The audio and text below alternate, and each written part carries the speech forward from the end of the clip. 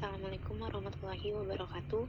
Kami dari kelompok 3 yang beranggotakan Cynthia Yulianti, Tri Auliana, Lutfi Hidayatul, Pandini Sari, dan terakhir ada Ahmadi Abdul. Kami ingin membacakan hasil kerjasama kami untuk memenuhi tugas akhir psikologi umum di PPT kami yang berisikan tentang gangguan kecemasan, pengertian dan jenis-jenis anxiety disorder. Anxiety disorder adalah sebuah kondisi di mana seseorang mengalami kecemasan secara terus-menerus, bahkan dapat semakin memburuk seiring berjalannya waktu. Anxiety disorder adalah gangguan dapat menimbulkan gejala yang membuat Anda semakin sulit dalam menjalankan aktivitas sehari-hari.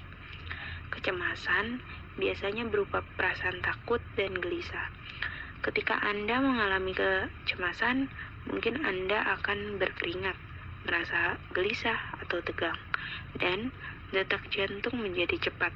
Namun, jika perasaan cemas berlangsung secara terus-menerus hingga menimbulkan beberapa gejala, bisa jadi Anda mengalami gangguan kecemasan atau anxiety disorder. Agorafobia.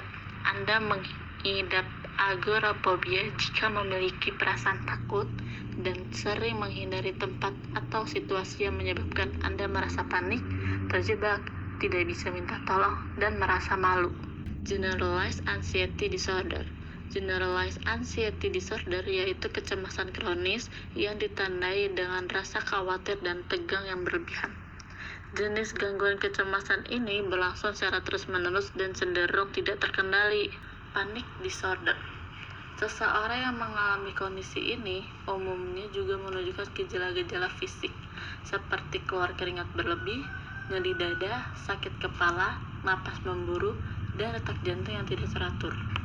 Banyak orang sering menganggap berbagai gejala tersebut sebagai serangan jantung.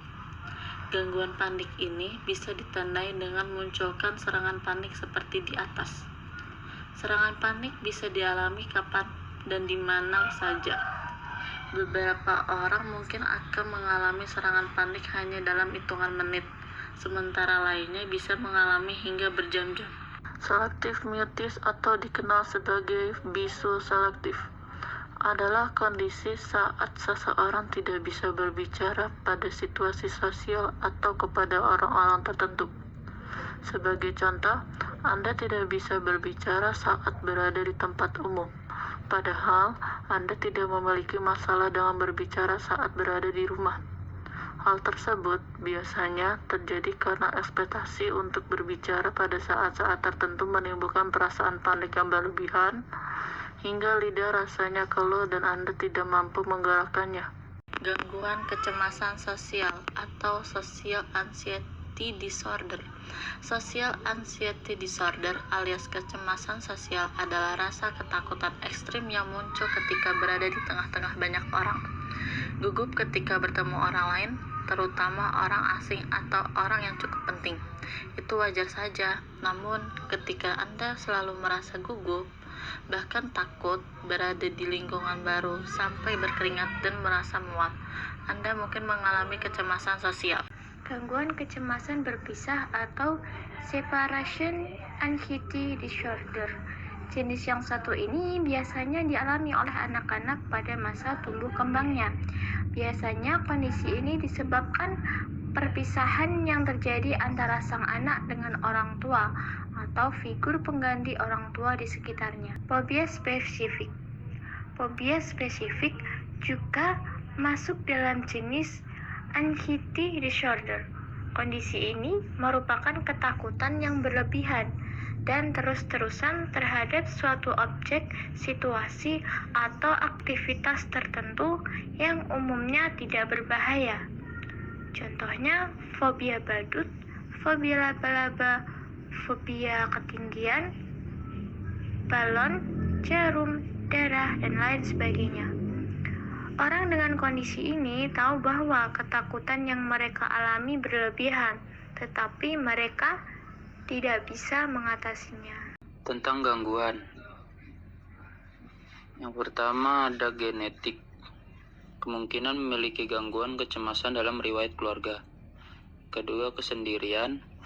Itu sudah terlalu lama terputus dari dunia. 3, gender. Itu dokter mendiagnosis wanita dengan kecemasan 2 kali lebih banyak. Gejala gangguan. Pertama, ketidakjelasan, yaitu kesulitan berkonsentrasi atau memikirkan apapun. Selanjutnya, trauma atau perasaan cemas yang intens secara tiba-tiba. Yang ketiga, fobia, itu kecemasan besar ketika terkena objek tertentu. Kasus umum, sosial, takut dipermalukan di depan umum. Agorafobia, jauhi tempat umum yang sulit untuk melarikan diri. Fobia, ketika ketakutan tertentu menyebabkan begitu banyak kecemasan. Panik, tiba-tiba muncul kecemasan yang intens entah dari mana. Patologi, 1. Pekerjaan atau lingkungan pekerjaan yang penuh tekanan. 2. Kecemasan bisa mengalir dalam keluarga Anda. 3. Penggunaan dari alkohol. 4. Efek samping dari obat-obatan tertentu. Pencegahannya adalah dengan 1. Psikoterapi. Psikoterapi melibatkan bekerja dengan terapis untuk mengurangi kecemasan. CBT yaitu Cognitive Behavioral Therapy atau terapi perilaku kognitif adalah yang paling efektif untuk kecemasan. Medication, obat-obatan digunakan untuk membantu meringankan beberapa gejala kecemasan. Treatment adalah dengan exposure terapi, yaitu terapi pemaparan secara bertahap memaparkan individu pada situasi yang ditakuti dalam lingkungan yang aman dan terkendali. 2. Grup terapi, pengalaman individu dengan berhubungan dengan orang lain. Terapi kelompok dapat menawarkan solusi alternatif. Sekian pembahasan dari kelompok kami tentang gangguan kecemasan. Kurang lebihnya mohon maaf.